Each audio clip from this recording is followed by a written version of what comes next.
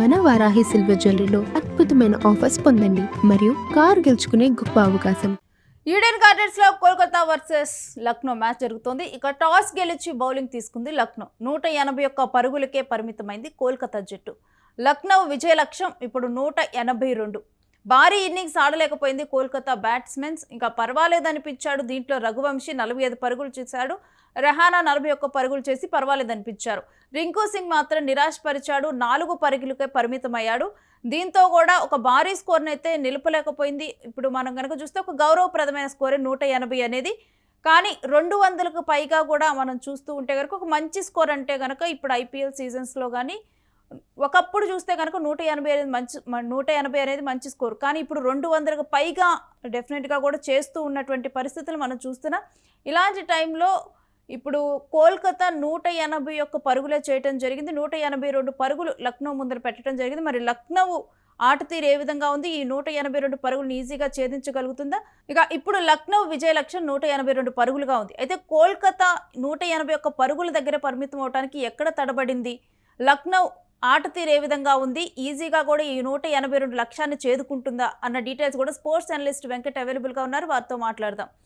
Yes Venkat గారు, మనం చూస్తే కనుక ఇప్పుడు 181 పరుగుల దగ్గర కోల్కతా పరిమితమైంది. ఇది ఒక మంచి స్కోర్ అనుకోవాలా, లేకపోతే కోల్కతాకి ఇది తక్కువ స్కోర్ అనుకోవాలా?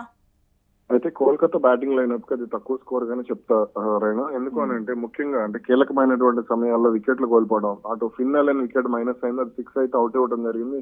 అటు ఆ క్యాచ్ పట్టినటువంటి దిగ్విష్ రాది కూడా దాన్ని అవుట్ గా చెప్పేటువంటి ప్రయత్నం చేశాడు. అయితే ఇక్కడ తర్వాత అజింక్య రహానే గానీ అంకరీష్ రఘువంశీ గానీ వీళ్ళిద్దరూ ఆడినటువంటి సూపర్ ఇన్నింగ్స్ ఏదైతే ఉందో కోల్కతాకి మంచి అంటే గౌరవప్రదమైనటువంటి స్కోర్ అందించారు.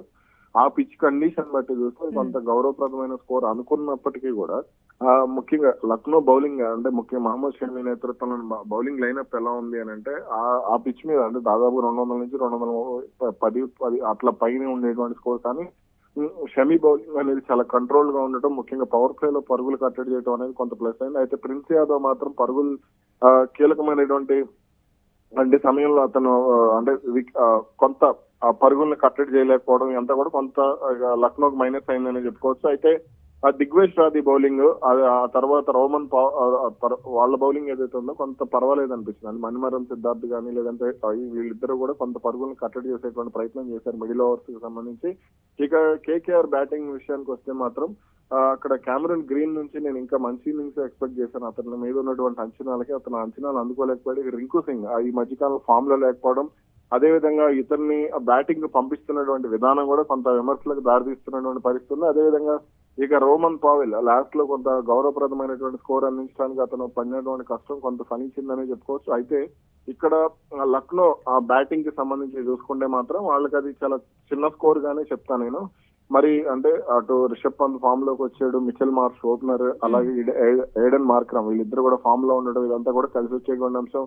అదే విధంగా నికోలస్ పూరన్ కూడా కొంత ఫామ్ లో ఉన్నాడు కాబట్టి కొంత వాళ్ళకి ఆ స్కోర్ అయితే నాకు తెలిసి 4-5 వికెట్లు పడకుండానే 4-5 వికెట్ల లోపే కొట్టేసేటువంటి అవకాశాలు అయితే కనపడుతున్నాయి.